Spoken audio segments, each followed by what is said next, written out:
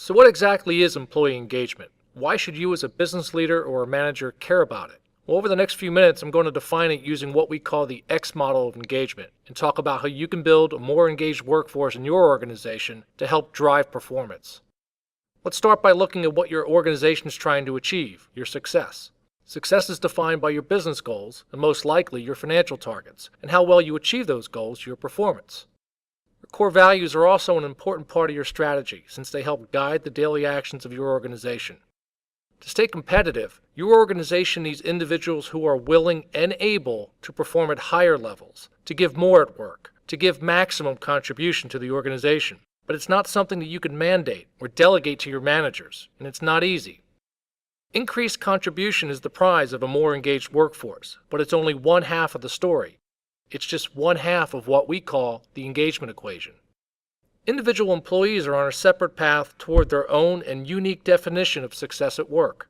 It's based on personal values, goals, career aspirations, and work-life needs. And it could be defined as greater compensation, professional growth, greater work-life balance. But unlike the organization, there's no one answer. There's no right answer. Individuals are all looking for work that works for them personally, and they're looking for maximum satisfaction.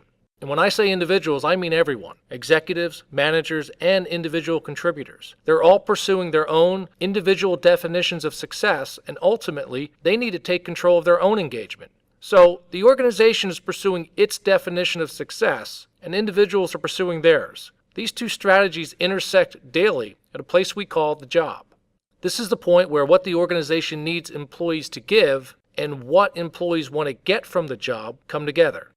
We define full engagement as the intersection of maximum contribution for the organization and maximum satisfaction for the individual.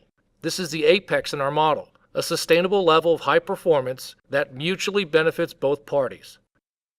Of course, as we look across any organization, not everyone's at the apex, certainly not all the time. There's a wide distribution in terms of contribution, with high performers on one end and people who aren't contributing much on the other. Individuals, too, don't always get what they're looking for. There are different levels of satisfaction. Some people are fortunate enough to be at the apex, high on both contribution and satisfaction. We call this group the engaged. Now let's look at some other scenarios. Some people are high on satisfaction, but they aren't contributing fully. There are a few things that might be going on here. The person might be new to the organization or new to the role. Although satisfaction's high, they're not yet fully up to speed. We call this group the honeymooners. We also find people that are incredibly busy here. They're working hard, but on the wrong things. Or people who have found a nice cozy spot in the organization and are content with minimum contribution. So whether they're running hard on an exercise wheel or tucked away somewhere cozy, we call this group the hamsters. On the opposite side of the model, we have individuals who are delivering great results, but for one reason or another, not getting what they want from the work. We call this group the crash and burners. And you need to pay close attention to this group. Clearly, their level of contribution needs to be sustained for the organization to succeed. But left unmanaged, these individuals will eventually find one of two exit routes from this unsatisfying situation. They might quit at a great known cost to the organization, or more likely, they'll simply pull back on their contribution and drift into the lower part of the model. In effect, they quit and stay. The impact of drifting isn't as obvious as when they leave outright, but the impact on performance can be substantial. Here they join the disengaged, low on satisfaction and contribution, where no one is getting what they need from the relationship.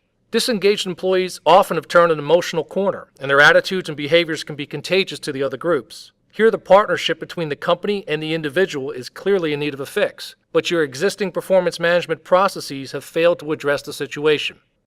So what about the people in the center? This is an important group we refer to as the almost engaged. Important because they tend to be a large part of the employee population doing a decent job and reasonably satisfied. They're more employable than the disengaged and more likely to consider a new employer than the fully engaged. And because they're decent performers, it's tempting to focus your coaching efforts elsewhere. So the challenge for your organization is managing this dynamic, aligning individuals to your goals to achieve maximum contribution, while at the same time supporting individual employees' paths to personal success at work.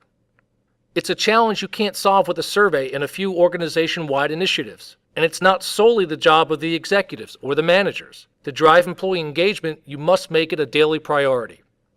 Creating a more engaged workforce is a shared responsibility. It requires a teamed approach, a partnership involving individuals, managers, and executives. Individuals need to act on their engagement. They need to take time to assess their own goals and satisfaction drivers to clearly define what success looks like for them. Since this is a partnership, they need to communicate with their manager primarily, not only to share their aspirations and needs, but also to clarify where the organization needs them to focus their talents and energy. And finally, they have to take action. They can expect help, coaching, and guidance along the way, but at the end of the day, they own their engagement. They need to find ways to get to the apex.